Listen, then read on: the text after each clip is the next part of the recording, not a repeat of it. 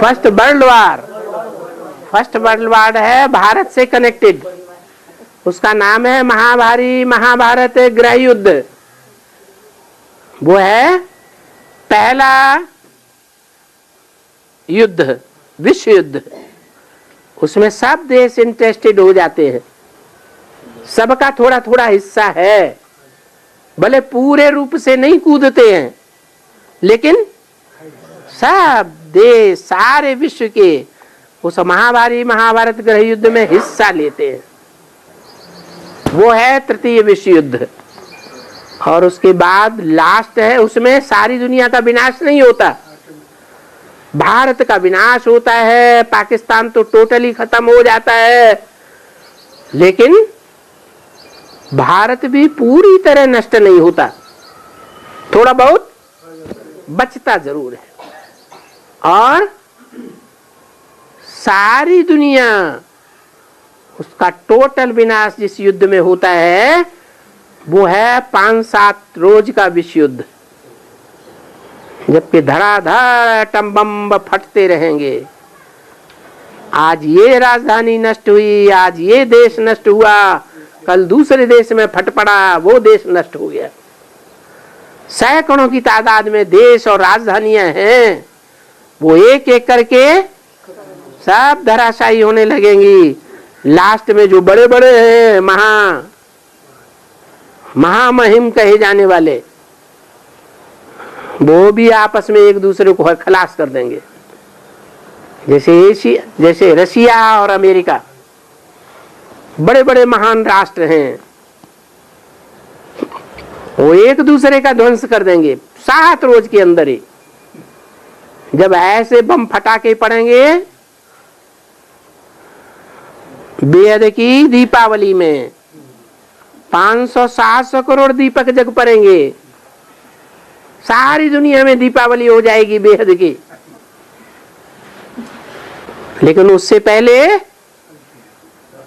बच्चे क्या करते हैं, पटाखे फोड़ते रहते हैं। 2-4 दिन पहले फोड़ते रहते हैं और लास्ट में सारे इकट्ठे एकदम फोड़ देते।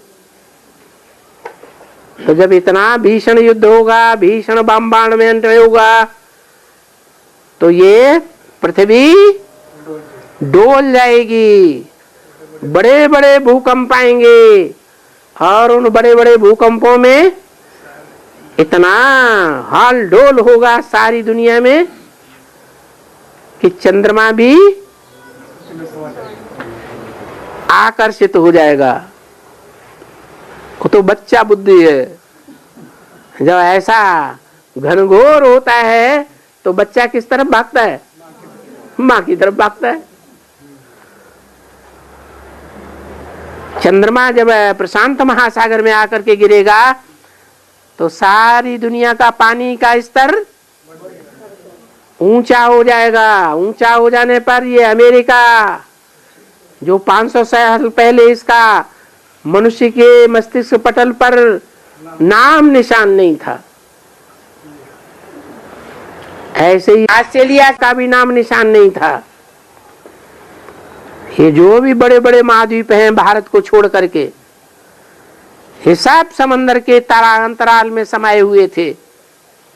जैसे पहले समाये हुए थे ऐसे ही समा जाएंगे, क्योंकि समंदर का स्तर बढ़ जाएगा।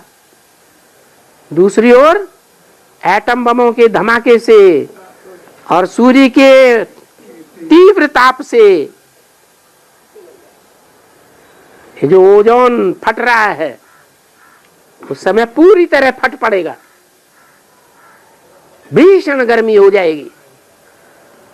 एटम बमों की गर्मी, ओजोन की गर्मी,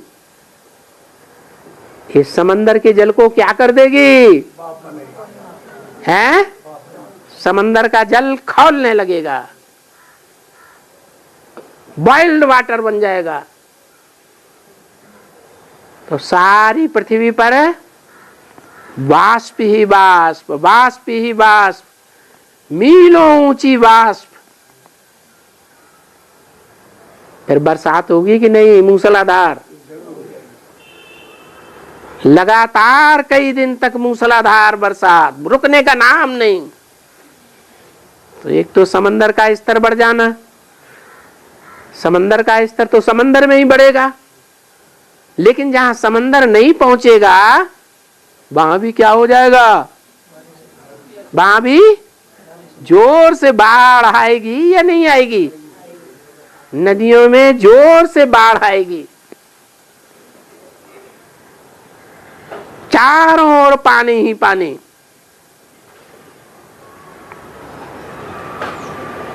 उस समय की भावना में भावित होकर के जयशंकर प्रसाद लिखते हैं, हिमगिरी के उत्तुंग शिखर पर बैठ शिला की शीतल छां, एक पुरुष भीखे नैनों से देख रहा था प्रबल प्रवाह। पूना में तो सब हिंदी जानते हैं, जान ही गए होंगे। क्या भावना आई, कहां भावना पहुंच गई? 5000 साल पहले की भावना आ गई बुद्धि में। जब सारी सृष्टि पर एटम बम फट पड़े थे, चारों ओर पानी ही पानी हो गया, ऊंचे स्थलों पर भी नदियों की बाढ़ आ गई, एक ही पुरुष बचा। जान बचाते बचाते पहाड़ों के उत्तंग ऊंची चोटी पर जाकर के बैठ गया, कोई शिला की छांव में जाकर। चारों ओर क्या दिखाई पड़ रहा था? पानी ही पानी। भीगे नैन क्यों थे? अरे खुश होना चाहिए, मैं अकेला बचा हूं। वाह वाह वाह, ये सारे दुश्मन खत्म हो गए जो मेरा विरोध करने वाले थे। परिवार चाहिए, खुश क्यों नहीं हुआ? क्योंकि उसके जो पारिवारिक के जन थे, जो थोड़ा बहुत सहयोग देने वाले थे, वो भी उस विनाश में खलास हो गए। और यह है चतुर्थ विश्व युद्ध।